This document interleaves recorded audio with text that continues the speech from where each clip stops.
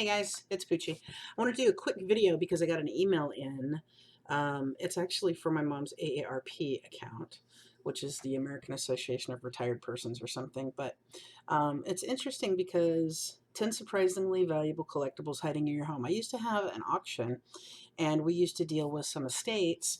And what's really interesting is a lot of times people just have no clue what is worth value. And a lot of times people just throw away um, paper things like an old tin, well, it's not paper, but an old tin or an old little, trade card, advertising card, or even a wrapper for, 1950s potato chips or something. I mean, it's really weird the stuff that has value.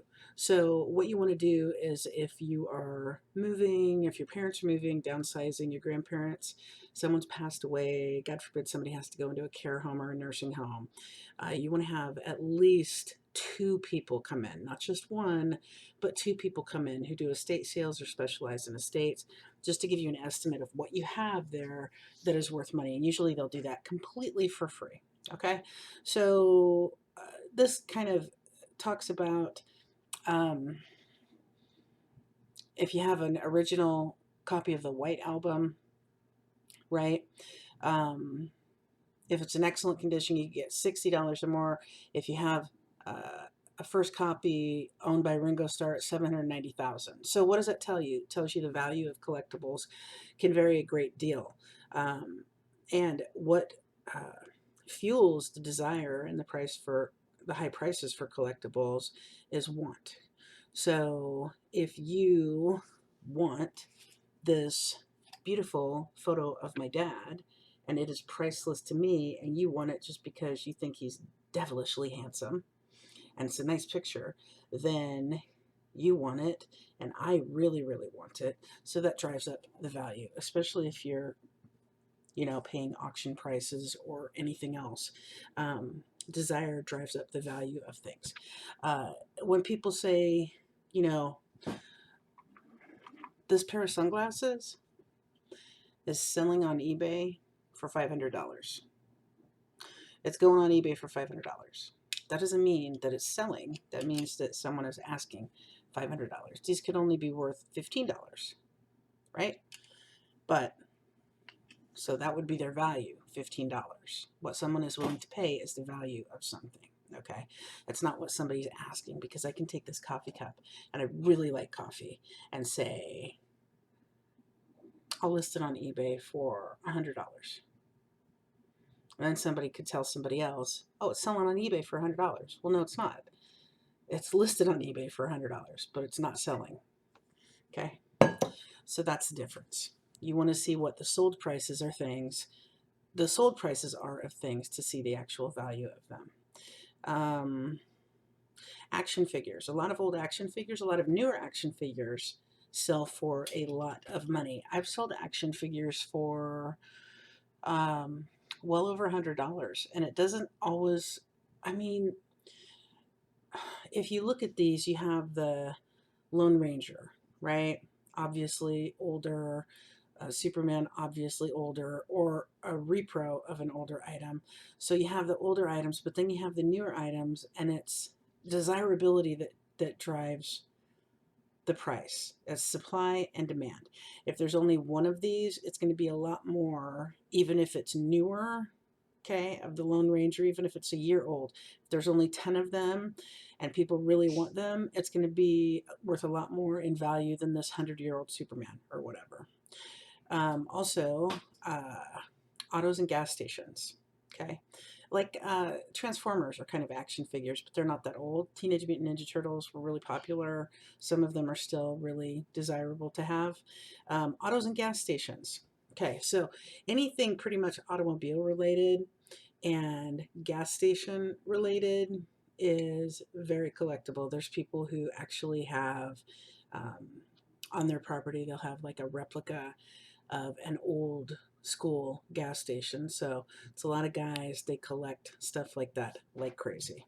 From license plates to old ads to signs to lights on top of gas pumps, all sorts of stuff. Barbies. A lot of people know that Barbies are very collectible. Okay.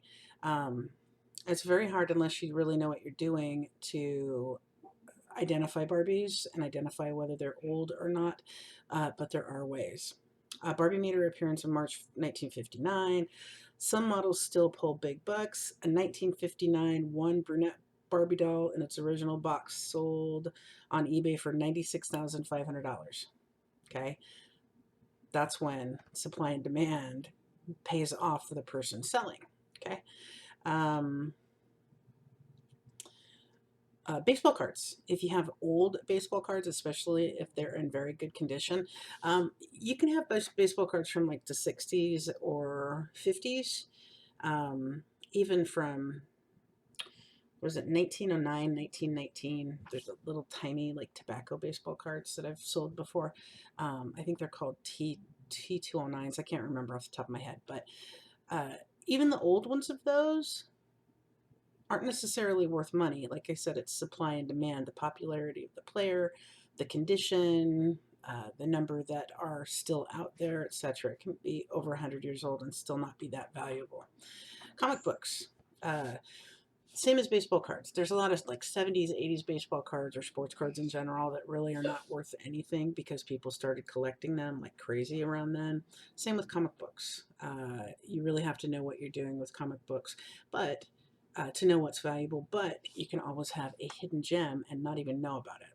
So that's why I say always have two people come in if you're doing an estate or a parent or grandparent died, passed away. So people can look at what they had and you don't sell something because you always hear the stories. I sold it for $5. I bought it for $5 and it was worth $3 million. Don't be that person. Furniture. So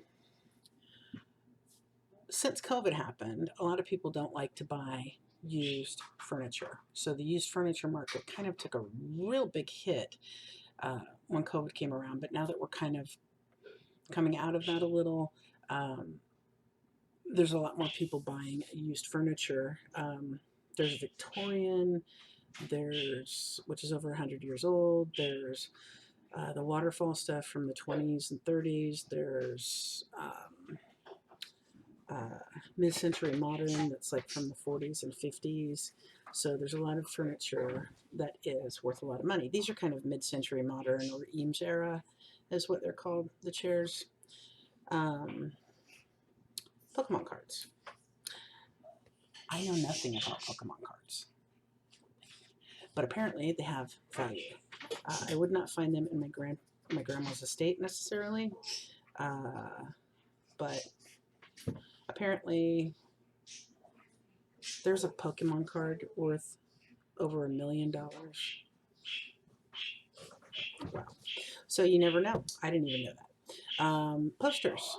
Old rock and roll posters, old event posters, old God, the concert posters can be really, really valuable. But movie posters too. Like this, it says an original Wizard of Oz movie poster in very fine condition sold for $108,000 in 2019. A reprint sold for $45 in 2021.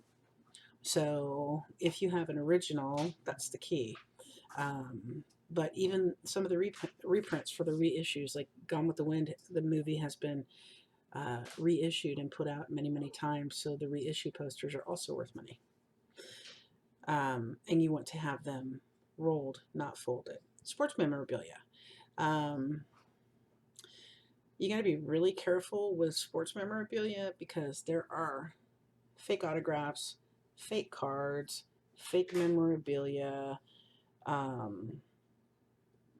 That's crazy. It says Babe Ruth once signed a dumbbell for a fan. It sold for $8,000 in 2014.